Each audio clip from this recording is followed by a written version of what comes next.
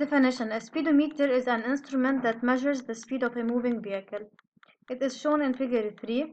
The needle is indicating 50 kilometers per hour, which is halfway between 40 and 60. Mr. Rida took his family on a trip to a village in South Lebanon. He had to cover a distance of 94 kilometers. During this 2-hour trip, Mr. Rida sometimes had to slow down because of traffic jam. Other times he speeded up on a non-crowded highway. And that's why the speedometer showed different indications at different instants during the trip. Some of these indications were recorded in the following table. So at instant T1, the speed was 70 km per hour, T2 80 km per hour, T3 50 km per hour, and at T4 100 km per hour.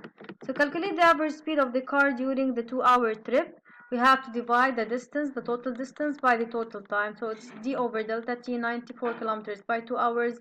It is 47 kilometers per hour. Indicate whether each of the above indications represent an average speed or not. If not, specify what does it represent. The above indications do not represent average speeds. These are the instantaneous speeds because they describe the rate of motion at a specific instance, not within a certain interval of time. Okay. Now activity 5, variation of the speed as a function of time. Different instantaneous speeds of a cyclist riding his bike on a straight road were recorded at different instants. At instant t0, the speed was 10 km per hour, t1 12, t2 14, and so on. So plot the graph that represents the variation of the speed as a function of time. Uses the scale 1 cm to 2 km per hour. So 10 divided by the scale 2, it is 5. So you have to label it 5 cm above the origin. 12 divided by 2 is 6 centimeters above the origin. 14 divided by the scale, it's 7 centimeters above the origin. And it remains constant. Then we have 10, 6. 6 is 6 by 2 is 3 centimeters above the origin, and 2 by 2 is 1 centimeter above the origin. Okay, now how I locate the points? The first one for T0, it's 10. So for T0, 10, it's here. Then for T1, 12. You go vertically upward from T1 and horizontally from 12. The point at which they meet is the point that corresponds to the graph. Again, T2 vertically, and it corresponds to 14. So the point at which they meet is the point that corresponds to the graph.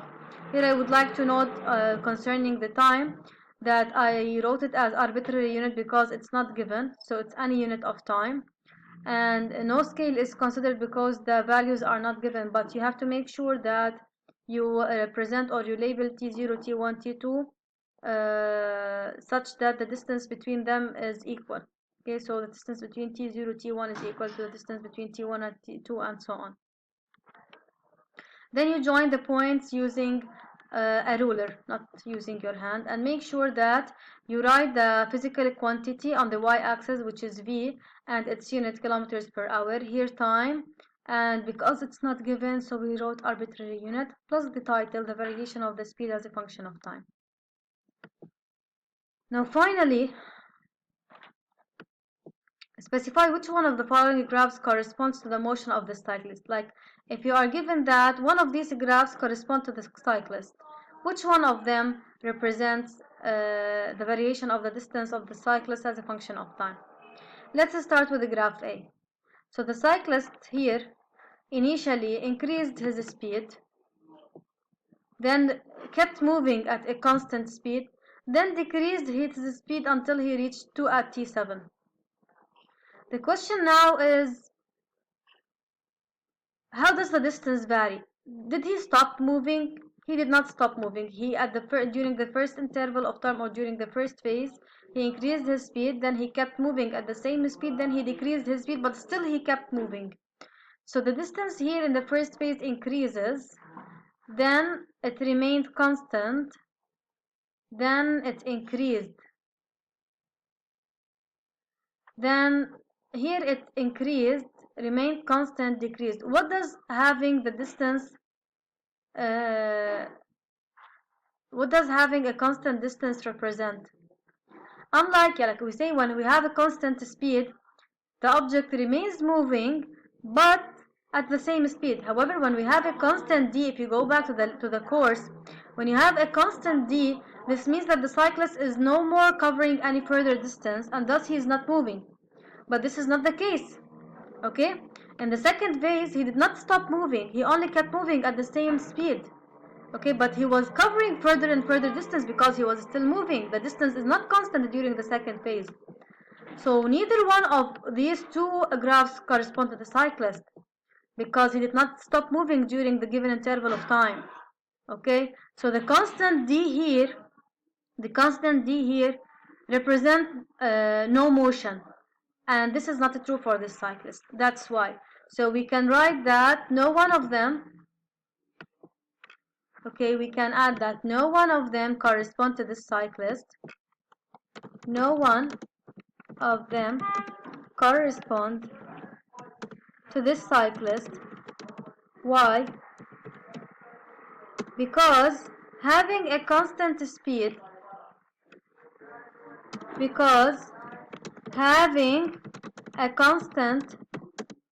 a constant distance means he stopped moving and didn't cover any further distance. However, he did not stop moving during the given or the studied time, the given interval of time. Alright, this is it.